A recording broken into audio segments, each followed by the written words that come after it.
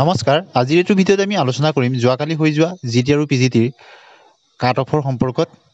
আপোনালোকে নিশ্চয় জানে প্ৰথম শিফটত জিটিৰ যি পৰীক্ষা হৈছিলে তাত প্ৰায় 40,000 ওচৰৰ প্ৰাৰ্থী আবেদন কৰিছিল আৰু প্ৰায় 37,000 মান প্ৰাৰ্থী পৰীক্ষা হলত উপস্থিত আছিল।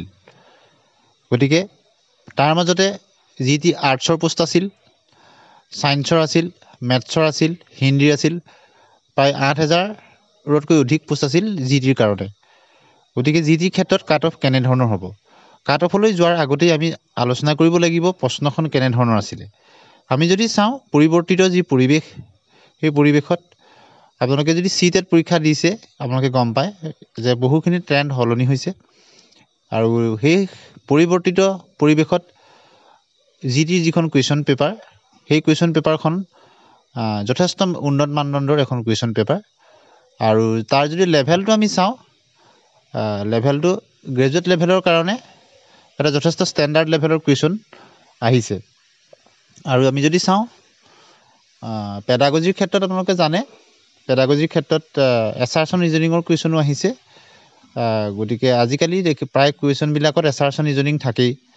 গতিকে আৰু পেডাগজিৰ ক্ষেত্ৰত জিটিত যদি আপোনালোকে চাই দেখিব বহুখিনি কুৱেশ্যনত আপোনালোকৰ এনেধৰণৰ ভাৱ হয় যেন প্ৰশ্নখিনি আপুনি কেইবাটাও অপশ্যন শুদ্ধ যেন লাগে। গতিকে তেনে ক্ষেত্ৰত শুদ্ধটোত চিনাক্তকৰণ কৰোঁতে বহুতৰ অসুবিধাও সন্মুখীন হয় আৰু সেইখিনিতে নম্বৰটো পোৱা আৰু নোপোৱাৰ কথা থাকে।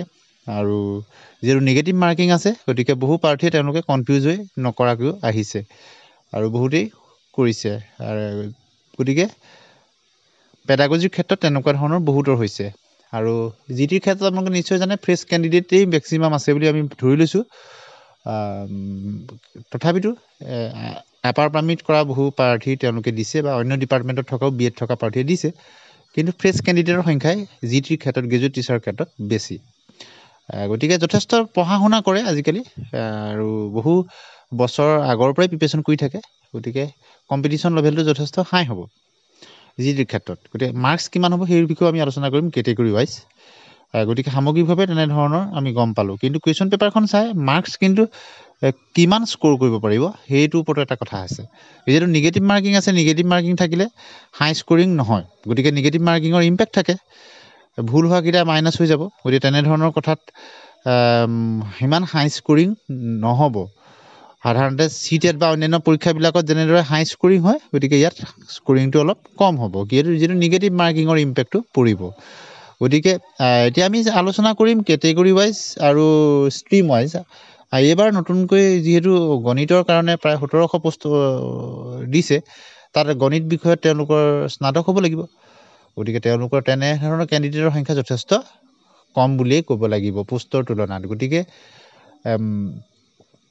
গণিতৰ ক্ষেত্ৰত কাট অফ কম হ'ব আৰু কেটেগৰী ৱাইজটো থাকিবই। আনৰিজাৰ্ভৰ ক্ষেত্ৰত কিছু বেছি হ'ব আৰু OBC MOBC ক্ষেত্ৰতো কম্পিটিশ্যন থাকিব, কিন্তু অন্যান্য ৰিজাৰ্ভ কেটেগৰীয়ে হওক যেনে ধৰি লওক SC ST প্লেইনছ ST হিলছৰ ক্ষেত্ৰত কাট অফ ভবাতকৈ কম হ'ব।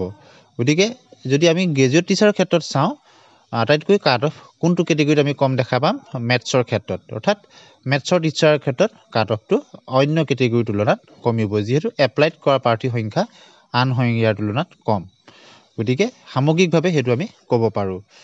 এতিয়া আমি আলোচনা কৰিম আৰ্টছৰ টিচাৰৰ ক্ষেত্ৰত। আৰ্টছৰ টিচাৰৰ ক্ষেত্ৰতো আপোনালোকে যদি চায় ছায়েন্সৰ তুলনাত কেণ্ডিডেটৰ সংখ্যা বেছি BEd থকা প্ৰাৰ্থী আৰু বহুতেই জিটি পিজিটি দুয়োটাতে দিছে।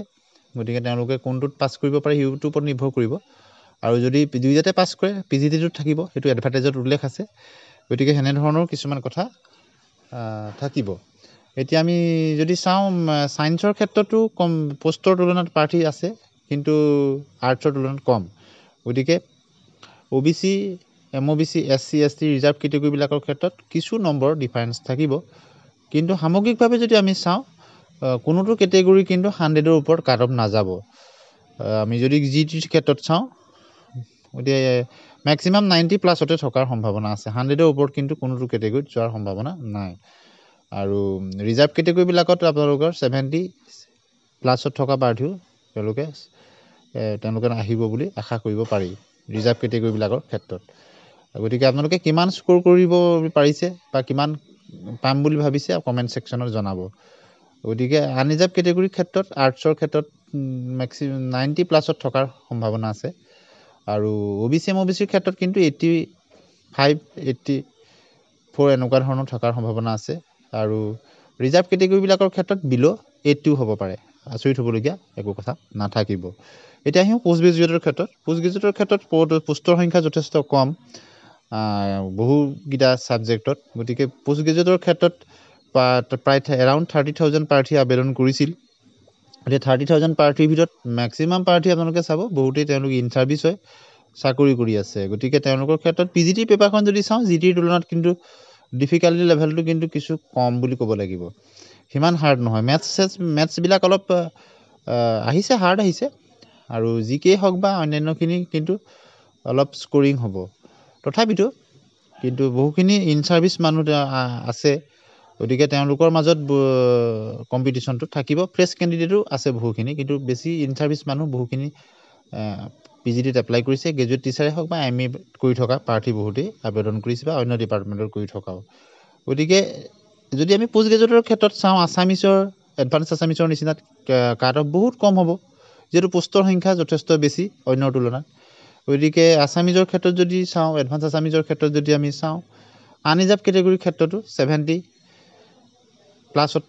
আহিব পাৰে 70 প্ৰায় 80 ভিতৰতে পূৰা থাকিব অৰ্থাৎ 80 ওপৰলৈ যোৱাৰ সম্ভাৱনা কম ৰিজাৰ্ভ কেটেগৰীবিলাকৰ ক্ষেত্ৰত হয়তো বিলো 70 আহিলেও আচৰিত হ'বলগীয়া নাথাকে ST হিলছ ST প্লেইনছ এনেকুৱাবিলাকৰ ক্ষেত্ৰত হয়তো 60+ হ'ব পাৰে গতিকে PGTৰ ক্ষেত্ৰত আছামিজৰ নিচিনা ছাবজেক্টত এডভান্স আছামিজৰ নিচিনা ছাবজেক্টত হিষ্ট্ৰীৰ নিচিনা ছাবজেক্টত য'ত পোষ্ট বেছি আছে সেইবিলাকত কাট অফ যথেষ্ট কমিব তাৰ তুলনাত যিবিলাকত মাত্ৰ কম আছে ছিংগুল ডিজিট আছে কোনোবাটোত ধৰি লওক 14টা আছে কোনোবাটোত 20টা আছে কোনোবাটোত 50টা আছে এনেকুৱাবিলাকত কাট অফ যিহেতু কম হ'ব যিহেতু 1:2 হেৰিয়াত চিলেক্ট হ'ব তাৰপিছত ভেৰিফিকেশ্যন হ'ব আকৌ 1:1ৰ হেৰিয়াত মেৰিট লিষ্টবিলাক ওলাব গতিকে সামগ্ৰিকভাৱে যদি আমি চাওঁ PGTৰ তুলনাত GTত কম্পিটিশ্যনটো যথেষ্ট বেছি যদিও কিন্তু গ্ৰেজুৱেট লেভেলত চাকৰি পোৱাৰ সম্ভাৱনাটো বেছি অৰ্থাৎ এটা পোষ্টৰ এগেইনষ্টত 5জনমান প্ৰাৰ্থী আছে কিন্তু PGTৰ ক্ষেত্ৰত এপ্লাই প্ৰাৰ্থী 30,000 পোষ্টৰ সংখ্যা আপোনালোকে গম পালে লেছ দেন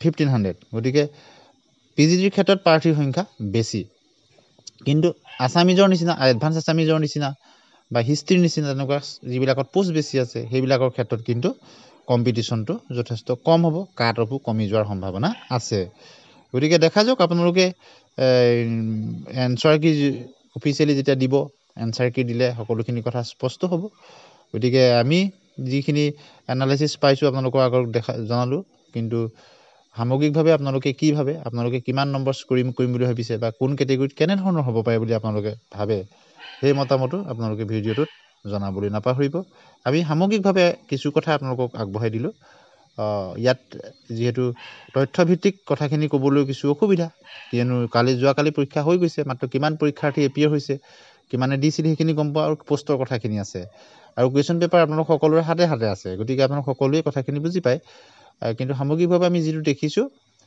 GTৰ ক্ষেত্ৰত চাকৰি পোৱাৰ সম্ভাৱনা বেছি থাকিব যিহেতু পোষ্টৰ সংখ্যা প্ৰায় 8,000 আছে সেই তুলনাত লেছ দেন 40,000 প্ৰাৰ্থী আছে গতিকে 5:1 হ'ব আৰু PGTৰ ক্ষেত্ৰত পোষ্টৰ সংখ্যা কম কেণ্ডিডেট বেছি